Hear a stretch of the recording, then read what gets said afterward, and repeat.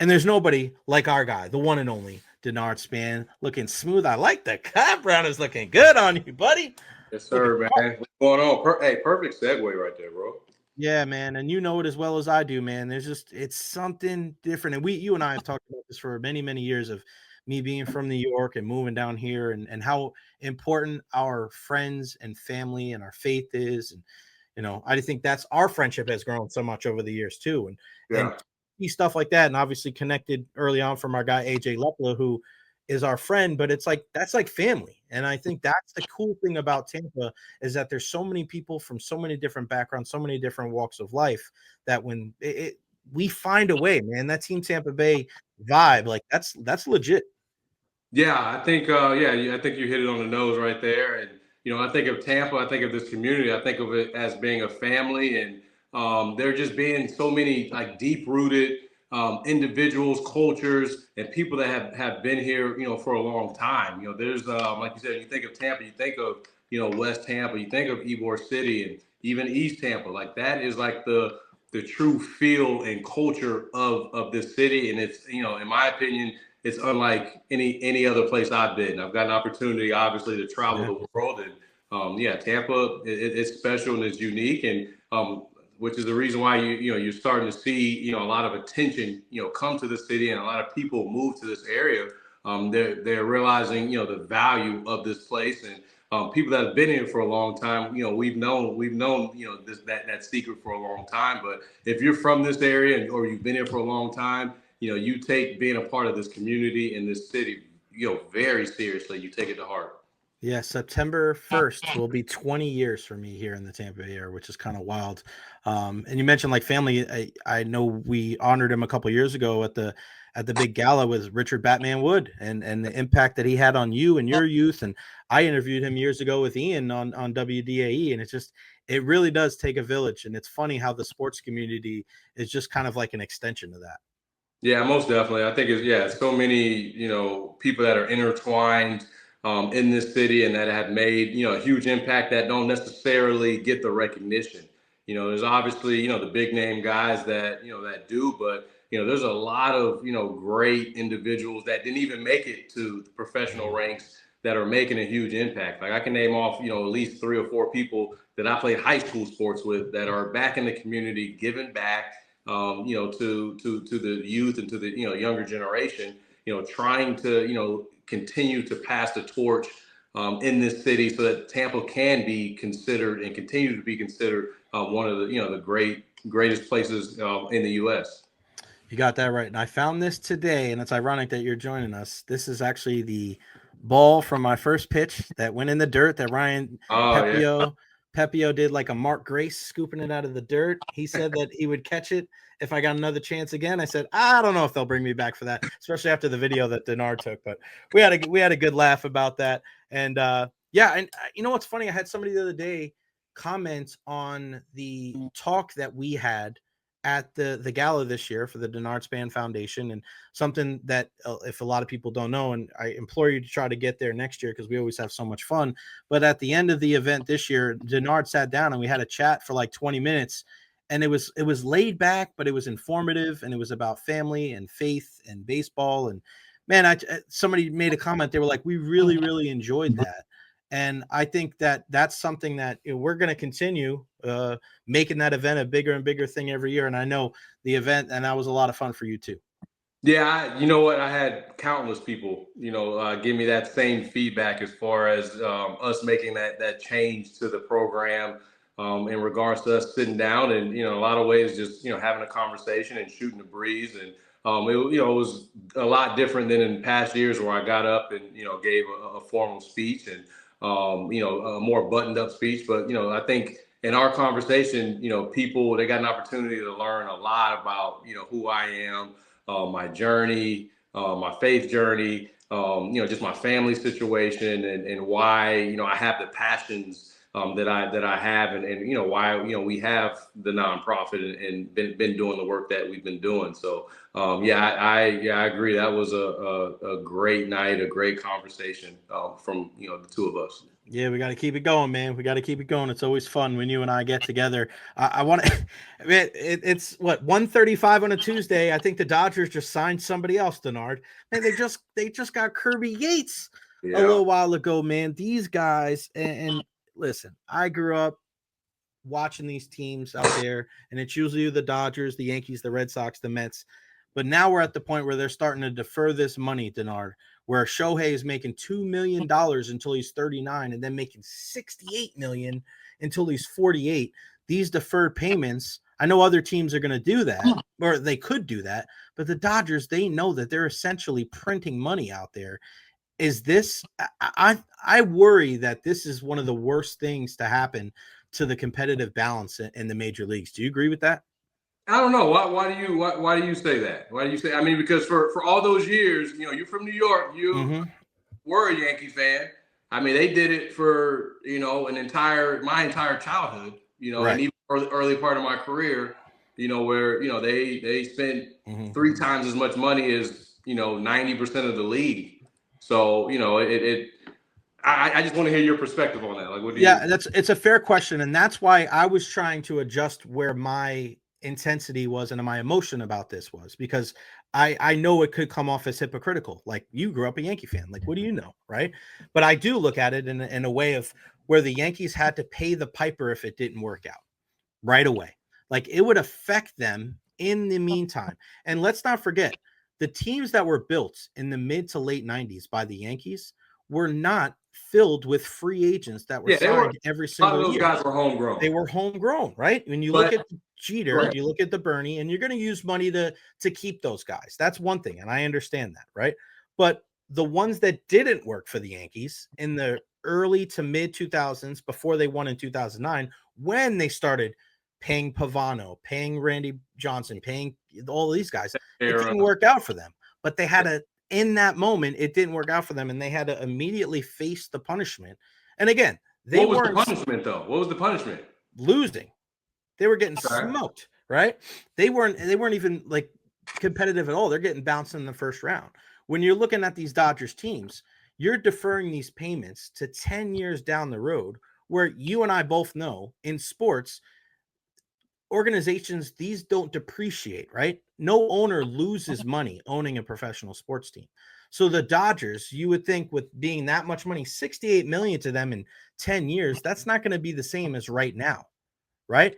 But But they we still have know to go out there and win, though. If they that's if they lose, and it diminishes the return to an right. extent.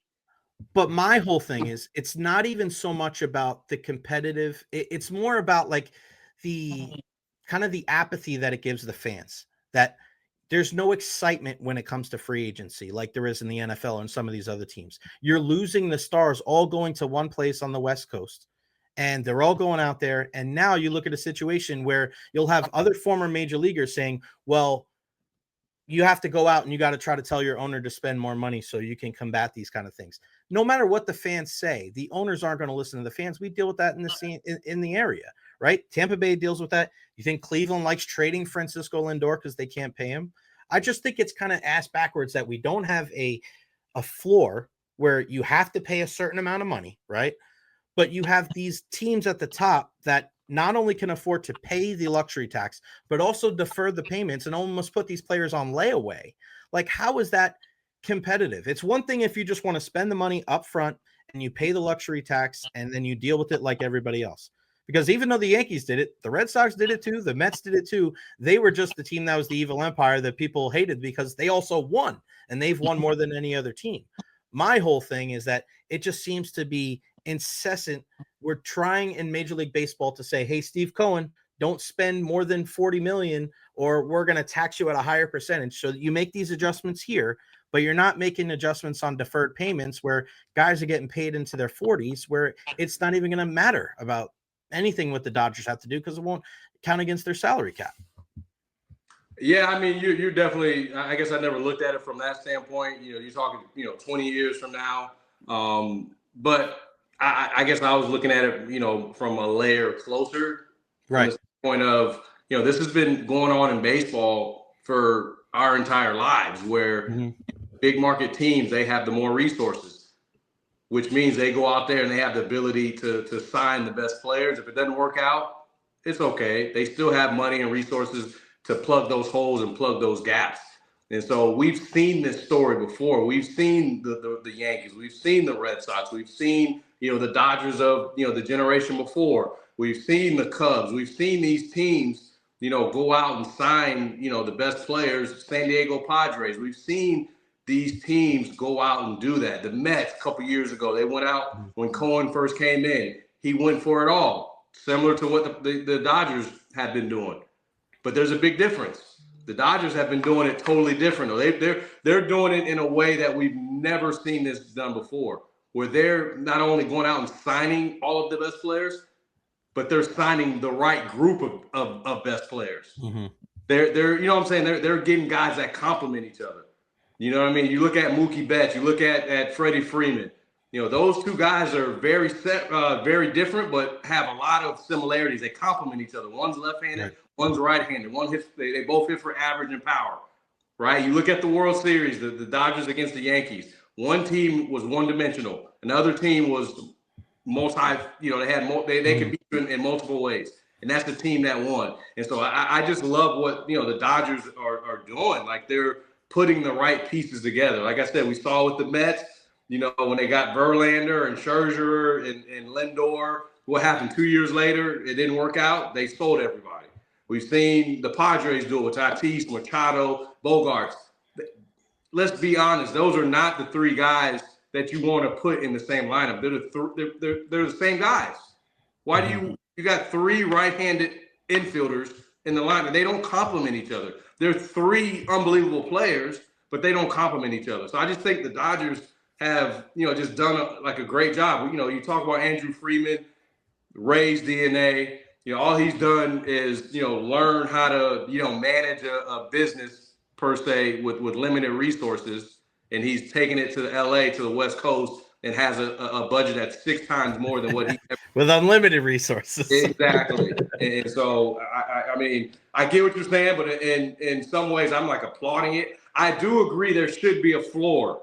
Teams should have to spend minimum $100 million or $85 million, whatever the number is, to make sure the competitiveness is somewhat there. You know what I'm saying? But you look at a team like the Pirates, Denard. They got Paul Skeens, #1 overall pick, and they're asking him at a fan function last week, about, hey, have they talked to you about a long-term deal? He's like, no. But if you're a Pirates fan, it's like, all right, well, this guy's going to pitch for us for a couple more years, and then he'll be on the Dodgers or he'll be on the Yankees. And I'm not just saying it just because it's the Dodgers. I just think this is the latest thing where you look at the entire game of baseball, right? And I think I look at it from that scope more than anything, because you and I are baseball guys. They have to find ways to make the sport more compelling, more entertaining, there's got to be more parity. There's got to be more involvement. You need more teams invested. You need more people invested. So you're finding ways to speed up the game, right? But if you constantly have situations where all the players are going to just a handful of teams, and you have teams like the Rays that are trading Randy Arozarena, the most popular guy in the franchise's history, you're not getting the greatest return back. He didn't play great last year, but it's like, why are you going to invest in a certain team if you don't know if they're going to be there in 4 or 5 years? Yeah. Right? It's just in anything. Are you really going to put all of that work into remodeling your house and working on the pool if you know that you're probably going to move in a year, right? You know what I mean? That's why you rent. That's why you don't buy. So I worry about that, because baseball needs less reasons for people to get off the highway. And they need more. And it's interesting. And I'm not surprised, because a lot of former athletes are like, hey, man, you got to do what's best for you. You got to go out there. You're trying to win World Series. You're trying to get that paper. I get it. But you got to look at it. I mean, for the Dodgers, I got to imagine a handful of those players that they've signed and they've taken that deferred money. That's money out of their pockets. That's not money technically in their pockets. Not now, but they're going to get it. Baseball's all guaranteed money. So they're going to get it eventually. Just not right now. They're going to get it. They're going to get it, but by the time they get that money, the value of it is not what it was when they signed it 20 years before. All I'm saying, I got to imagine that a lot of those players, going off of hearsay, I got to imagine they had offers on the table from some of these other big market teams that were somewhat comparable, and they decided not to go to those teams. Right. They decided they wanted to go to LA, because obviously there's really good players there. They got something going on there. And I've heard time and time about the culture with the Dodgers. I think they've done a good job at building a culture there that people want to be there. And and being in any type of field of industry, people talk around the game within that same industry, and they start hearing, oh, they got this guy over there. This is how they do things over there. Oh, they treat you with respect. Oh, they got, this type of medical staff to make sure you get, you're getting the best treatments, whatever. You know what I'm saying? So I think you got to give the Dodgers credit. They found a way to make their brand and their culture to where people are willing to take deferred money to go and play for that organization. Do you think the Dodgers brand is better than the Yankees brand right now? Yeah. It's different, right? I mean, it changes, right? I mean, yeah. I wonder if 15 years ago. I think Juan Soto just made that evident too, right there. I think you took the words right out of my mouth. I think there's no way 15 years ago or 20 years ago, Juan Soto signs with the Yankees or signs with the Mets. The Mets. I just don't know. I 20 years ago, Derek Jeter's on that team. They're in the middle of winning. There's no way he leaves. What was your initial response when you saw that from Juan Soto taking that money, going to the Mets?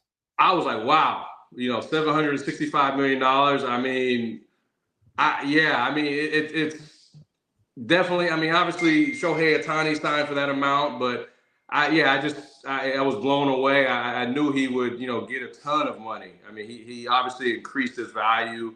But I didn't think that he would get that much. I was definitely caught off guard. I think it's, it's good for the game of baseball. I think he's obviously, arguably, he's not the best player in the game. That's why I think I was shocked, because I don't think he's the best player in the game. I think he's arguably top 10, but he's not the best player in the game. He just so happened to be at the right place at the right time. What is he the best at? He's the best hitter. He's one of the best hitters in the game. Right. He's the best. I think he's the best at bat in the game. There you go. I think he's the best hitter. Like I do like Freeman. I like Betts. I think when Trout's healthy, he's got to be in the conversation. Shohei as well. I think he is the best at bat. If you give me, and I think we had this conversation a couple months ago. You give me one guy in one spot, not Aaron Judge, not Trout, not Betts. It's Juan Soto. I'll take him. Yeah, you can argue. Yeah, you take that. You argue that. Yeah. But aside from that, is he a good defender? Yeah, he's not a 5-tool guy. Is he a good base runner? You know what I mean? So that's why it's like, man, that's a lot of money for a guy who's obviously an exceptional hitter. I mean, you got to imagine we'll probably see him at first base here pretty soon, or a DH. In the near future, he'll DH in first base, probably similar to what we see with Bryce Harper, already turning into that type of player. But that's a lot of coin. But like I said, as a former player, go get your paper, man. That's only progressing the game. When you really think about it, A-Rod signed for $250 20, 30 years ago. And people were freaking out. You know what I'm saying? So like, it's only going to continue. It's time for it to go up. It's kind of been in that $300-400 million range for a long time. You know what I mean? So yeah. Denard, before I let you go real quick, let everybody know what you got going on, where they can find you and all that jazz. Yeah. So still got the nonprofit, my nonprofit, Denard Span Foundation. You can find me on social media. I think we're on Facebook, Instagram, Twitter.